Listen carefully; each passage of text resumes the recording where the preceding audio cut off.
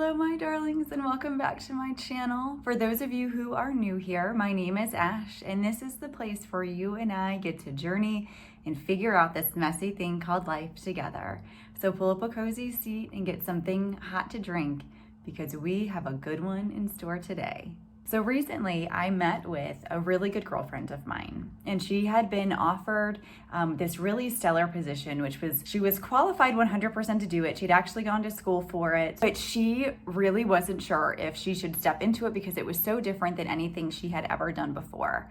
And as I listened to her talk about all of the possibilities of what could go wrong, or if she actually was qualified for it, I realized she is talking herself out of one of the greatest opportunities that probably could have ever come her way. And so that got me thinking, have you ever stopped yourself from doing something because you were too scared? Maybe it was speaking up when your instincts were telling you something wasn't right. Maybe you were like my friend who was too scared to take the job because it was way out of what feels familiar for you, but it sets your heart on fire. And it could be something a little less complicated, like posting something on your social media page that really gets you excited, but doesn't necessarily align with what your followers expect from you. Have you stopped to ask the question or inspect whether that idea of fear is actually fear? What if really it was just self-doubt wearing the mask of fear? Today we're going to uncover how self-doubt masks itself as fear, why that happens, and most importantly, how to stop overthinking and start trusting your heart.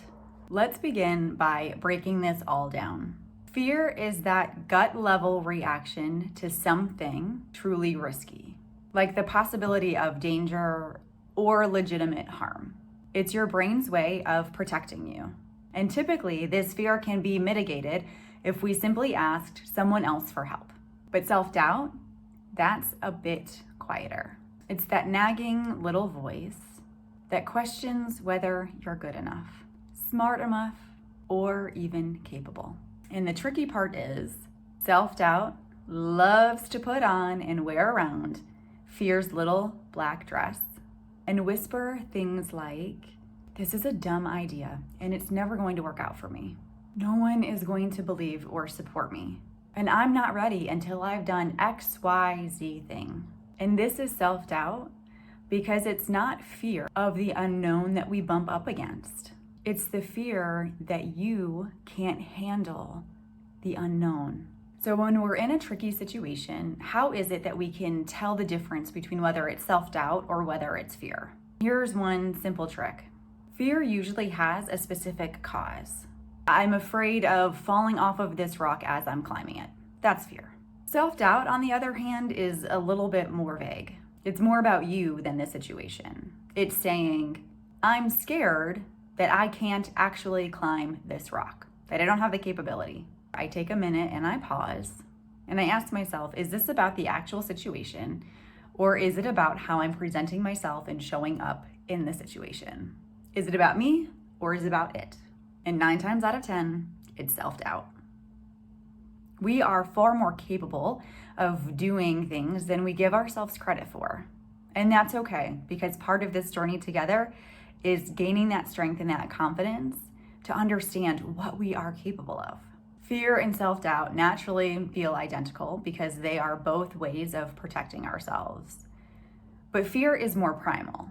It's that internal smoke alarm that's trying to warn you of real danger. Self-doubt, though, is much sneakier because it's not about the danger. It's about the perceived danger. It's that little voice that says, what if I fail? What if I look stupid? What if I'm not enough? Another quick exercise that you can use to help determine if this is fear or doubt. Imagine the thing that's scaring you. And then ask yourself, what's the worst that could happen? And if the worst case scenario causes any type of physical harm or danger, then that's fear. But if the worst case scenario is about embarrassment or rejection or failure, that's probably self-doubt. And the key thing here to remember is that being embarrassed, getting rejected, and failing, they're all part of life. And so we shouldn't be afraid of them because in hindsight, they actually end up growing us into the people that we become. And the good news about all of this, self-doubt isn't permanent. It's just a story your mind is telling you. And you get to rewrite that story. The weird thing about self-doubt, though, is when it tells us these stories, they almost sound logical. It's because the narrative is, I'm trying to protect you from discomfort and disappointment and rejection. But in hindsight, behind that narrative, really what self-doubt is trying to do is keep you safe and keep you small and keep you in a comfort zone and in a familiar place. It's afraid of growth because growth requires that you step out into the unknown, and that's incredibly uncomfortable. The interesting thing about all of this is that to get around or to get through self-doubt, you can't overthink it. It's about feeling. Self-doubt is really tricky because it feels super logical, and it often disguises itself as rational thought. I shouldn't speak up. I might sound unprepared or stupid. I'm not ready to launch this. I need to do more research. I can't ask out that guy. I don't fit in the dress I want to wear when we go out. Does any of that sound familiar? Self-doubt thrives in your head because the brain's job is to solve problems. So when your brain starts to whisper, you're not ready, your brain automatically goes into, let's list all the ways why you're not actually ready for this. It's solving a problem that doesn't actually exist. Starting that conversation and beginning that narrative, you start an overthinking spiral. And that overthinking spiral then keeps you in your comfort zone. And then your comfort zone reminds you that it is safer to stay in this space than to step out into the opportunity. And the more you allow yourself to overthink, the louder your self-doubt gets. And that's why it's so important to stop thinking and to start feeling. Your heart, on the other hand, it knows the truth. It's where your intuition, your courage, your self-trust, and your spirit live.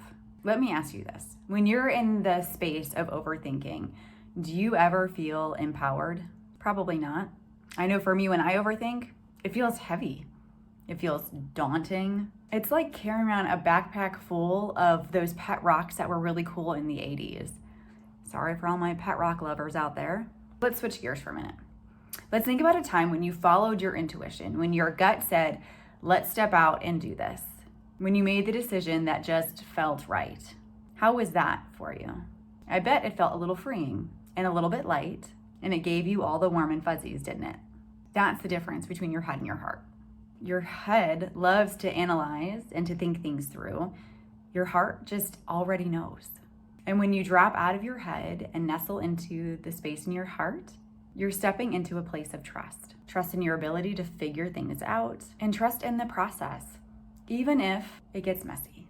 If you'd like a video with more practical steps on how to drop from your head into your heart and how to build self-trust, just link it in the comments below.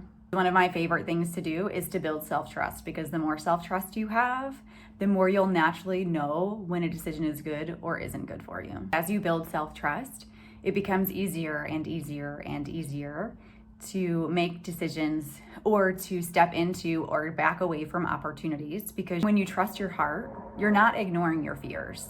This isn't this idea of, well, I just have to do it.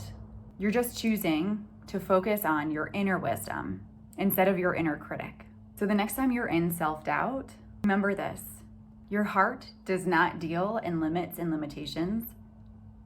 It deals exclusively in possibilities. Your heart doesn't get tangled up in all of the what ifs or all of the shoulds.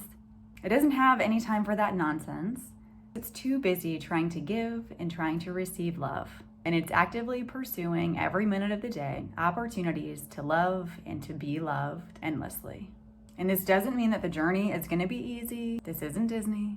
But it does mean that you'll be moving in the direction that feels most true to you. And what's true to you is going to be different than what's true to your siblings, than what's true to your best friend, than what's true to the people that you see on TV or TikTok. What's true to you, and following that, is where the true magic happens. So the next time you catch yourself overthinking, remember, the heart doesn't deal in restrictions. It deals in potential. And learning to trust your heart, it takes time and it takes practice, especially if you're used to overthinking everything. But I promise, the more you do it, the easier it gets. And every time you choose to take a step in the direction that feels best for you, even if it's a small one. You're showing yourself that you can handle it. The next time you find yourself in a moment of overthinking or trying to determine if it's self-doubt or if it's fear, remember that if it's actual fear or you're really scared, all you have to do is ask for help.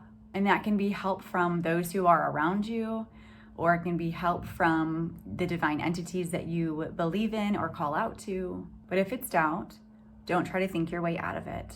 Feel your way through it. Breathe, move, ask your heart what it wants.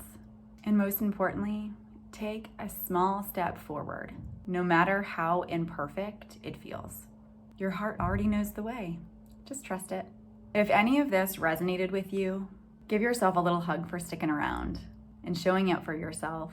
And if there's anyone in your life who might be living in a self-doubt spiral, share these concepts with them, because your brave act in sharing can change their entire perspective. You've got this, and you get to choose to live a life fully with beauty and joy and trust, because it's already yours. Until next time, I'm holding you in the light.